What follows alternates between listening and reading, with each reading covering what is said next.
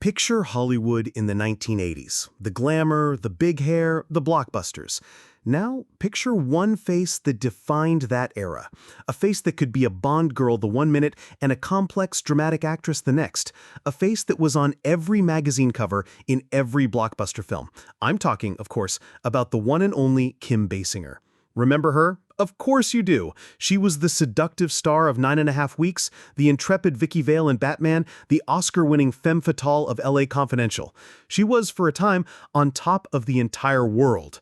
And then she just sort of vanished. She disappeared behind closed doors, avoiding the cameras that once loved her, skipping the red carpets she once owned. She became a Hollywood ghost story.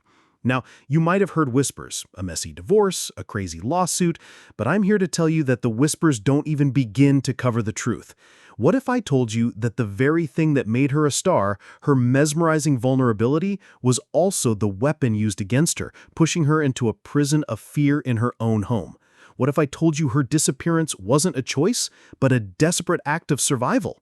Stick with me, because today we're not just going to talk about where Kim Basinger went, we're going to pull back the curtain on the whole Hollywood machine and uncover the shocking, heartbreaking, and ultimately inspiring story of a woman who was chewed up and spit out by the industry only to find a strength no one, not even she, knew she had. By the end of this video, you will see one of your favorite stars in a completely new light. This isn't just another celebrity story, this is a survival epic. Let's go back to the beginning. Way back to Athens, Georgia, December 8, 1953.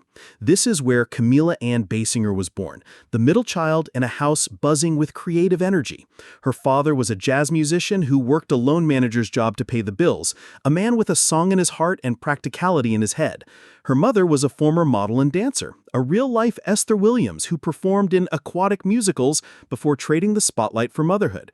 So you'd think Kim would be a natural performer, right? Wrong.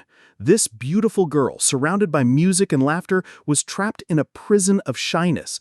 I mean, debilitating shyness. The kind where you can't order your own food at a restaurant, where you freeze up if a teacher calls on you in class. She once fainted, literally passed out from the stress of having to speak in front of a crowd.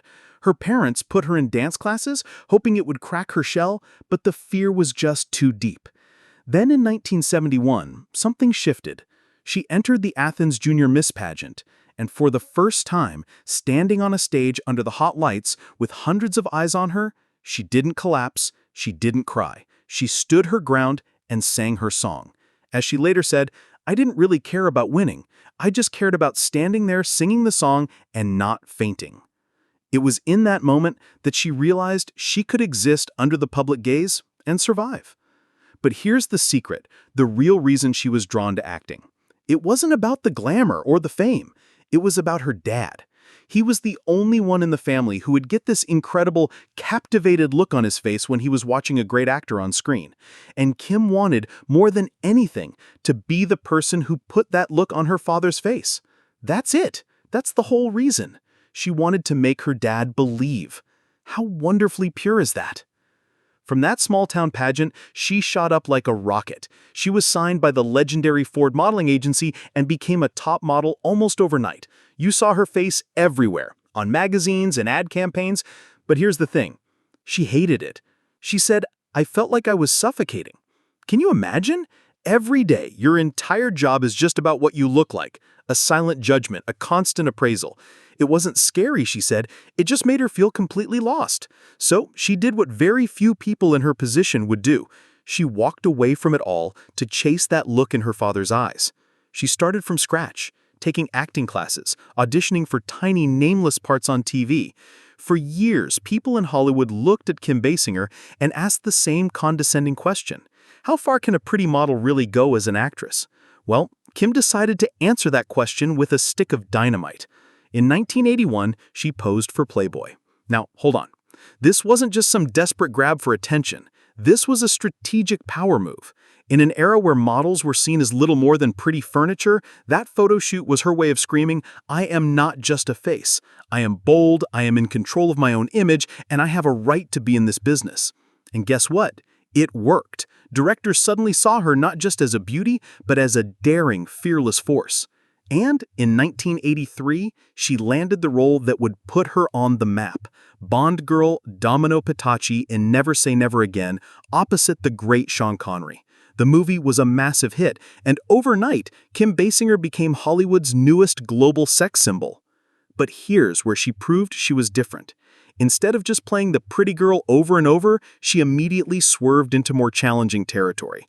She starred with Robert Redford in The Natural and earned a Golden Globe nomination, proving to the critics that she had real acting chops. And then came 1986, and the film that would define her, for better and for worse.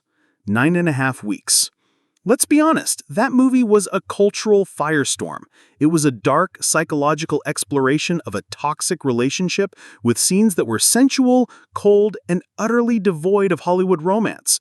The film was so controversial, it was almost rated X in America. Theaters refused to screen it. It flopped in the US box office. Critics and audiences were deeply divided. But in Europe? Oh, in Europe, they saw it for what it was, a provocative, challenging work of art. It became a massive cult classic. Kim had taken a huge risk, and while it cemented her as a daring icon, it also came at a steep price. For years, Hollywood tried to typecast her as just the sex bomb, limiting the role she was offered. But Kim kept fighting. 3 years later, she stepped into one of the biggest blockbusters of all time, Tim Burton's Batman. As reporter Vicky Vale, she held her own against Michael Keaton and a legendary Jack Nicholson. The film made over $400 million, and for the first time, Kim was a certified box office-carrying superstar. Then came the peak, the absolute summit of her career, 1997's LA Confidential. As Lynn Bracken, the high-class escort with a heart of gold and eyes full of vintage sadness, she was simply unforgettable. It was a quiet, subtle, devastating performance, and for it she won everything. The Golden Globe, the SAG Award, and the big one, the Academy Award for Best Supporting Actress. She had done it. The shy girl from Georgia who was terrified to speak had reached the highest peak in Hollywood. She had proven everyone wrong. And then, in 1990, on the set of a film called The Marrying Man, a hurricane walked into her life. His name was Alec Baldwin. He was young, brilliant, impossibly charming, and had a temper like a lit fuse. Kim fell hard. She thought she'd found someone strong enough to protect her, to be a true partner. They married in 1993 and had their beautiful daughter, Ireland, in 1995. It looked like a Hollywood fairy tale, but behind the scenes, it was a nightmare. Alex's explosive anger clashed horribly with Kim's deep-seated anxiety and emotional fragility. The marriage crumbled, and in 2001, she filed for divorce. But the divorce from Alec wasn't the end of the story, it was the beginning of a 7-year war. The custody battle over their daughter Ireland became one of the ugliest, most public legal fights in Hollywood history. It cost them nearly $3 million in legal fees. The rules were insane.